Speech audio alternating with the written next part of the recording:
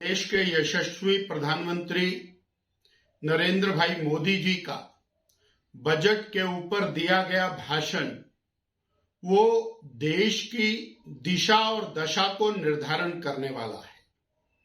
उन्होंने बड़े स्पष्ट शब्दों में देश की पार्लियामेंट को संबोधित करते हुए कहा कि तीसरी टर्म एनडीए की मोदी जी की और दुनिया में भारत तीसरी आर्थिक महाशक्ति बनेगा, यानी कांग्रेस के शासन काल तक 2014 तक भारत 10वें और 11वें पायदान के ऊपर खड़ा था, जिसे और विगत 10 वर्षों में 5वें पायदान पर लाकर खड़ा किया और तीसरी बार मोदी जी बनेंगे और देश दुनिया की तीसरी आर्थिक महाशक्ति बनेगा।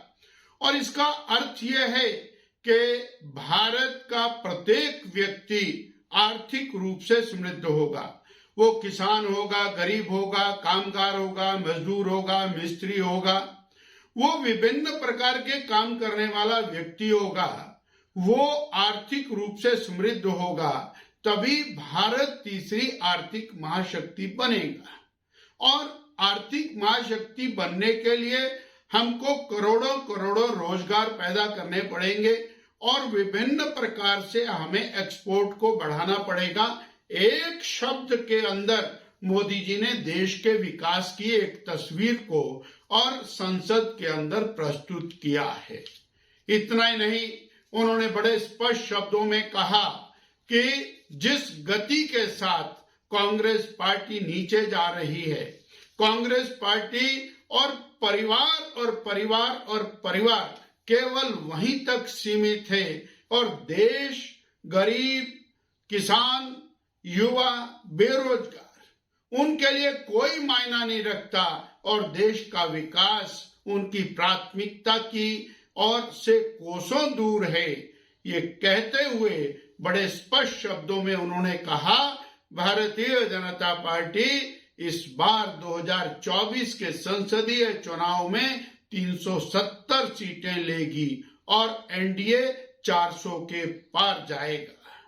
ये एक बहुत बड़ी घोषणा है और देश का जो आने वाला समय है वो इसके साथ बदलता हुआ दिखाई देता है। मुझे एक और बात आज के इस वक्तव्य के माध्यम से ध्यान में लानी है कि हिमाचल प्रदेश इंफ्रास्ट्रक्चर के मामले में मोदी जी के नेतृत्व में तेज गति से आगे बढ़ रहा है। हमने देखा कांगड़ा में मटौर से लेकर के और शिमला 4 लेन नेशनल हाईवे का काम बहुत तेज गति के साथ चला हुआ है। हमने देखा पठानकोट से मंडी 4 लेन नेशनल हाईवे का काम बहुत तेज गति के साथ चला हुआ है।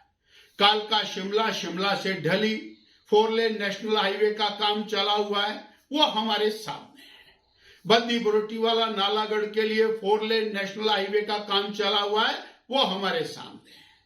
जालंधर से मंडी नेशनल हाईवे विस्तारीकरण का काम वो चला हुआ है। लगभग और 42,000 करोड़ रुपए का काम केवल और केवल सीधा सीधा नरेंद्र भाई मोदी जी की सरकार यानी केंद्र सरकार के द्वारा हिमाचल प्रदेश में national highway authority of India के माध्यम से, अन्य माध्यमों से चल रहा है। और प्रदेश को, चाहे वो प्रधानमंत्री सड़क योजना है, चाहे सेंट्रल रोड फंड की बात है, चाहे वो और हमारा सीआरएफ और जो बॉर्डर रोड ऑर्गेनाइजेशन है उसकी बात है, उसके द्वारा किए जाने वाले कार्य इसके अतिरिक्त हैं। परंतु आनंद का विषय यह है कि भानुपल्ली बिलासपुर रेल लाइन, जिसके लिए पिछले साल 1,000 करोड़ रुपए का प्रावधान किया था, उसमें काम में गति आने पर उसको रिवाइज करके 1399 करोड़ किया और यहीं पर नहीं, 2024-25 में 1,700 करोड़ रुपया भानुपल्ली बिलासपुर बहरी बरमाणा रेल लाइन के लिए स्वीकृत किया है। नंगल तलवाड़ा रेल लाइन के लिए पिछली बार 450 करोड़ रुपए का प्रावधान था, उसमें भी प्रोग्रेस हुई और लगभग 450 करोड़ रुपया उसमें व्यय के कगार पर है। इस बार 2024-25 में 500 करोड़ रुपए का प्रावधान नंगल तलवाड़ा रेल लाइन के लिए किया गया है।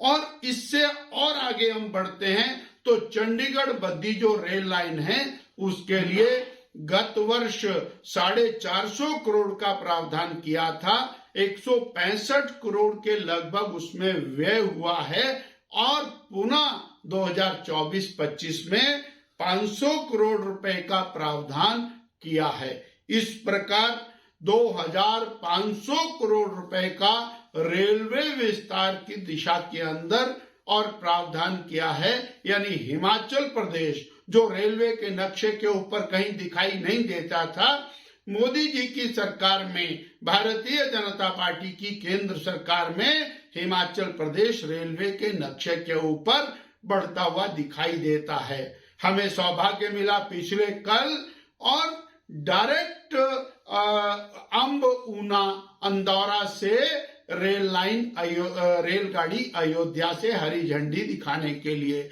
अयोध्या धाम के लिए, राम जन्म स्थान पर दर्शन के लिए लाखों लाखों लोग वहां बढ़ रहे हैं। और हिमाचल में भी रेल लाइन का विस्तार जिस तरह से हुआ है, बड़ी अच्छी गाड़ियां और हिमाचल में आने लगी हैं, उससे स्थितियां बदलती हुई दिखाई देती हैं और हिमाचल का परिदृश्य केंद्र के सहयोग के साथ बदल रहा है। हमने देखा किस तरह से कीरतपुर से लेकर के मंडी के बीच में जो टनल्स बनी उन्होंने और एकदम से टूरिज्म को और नया जंप दिया है।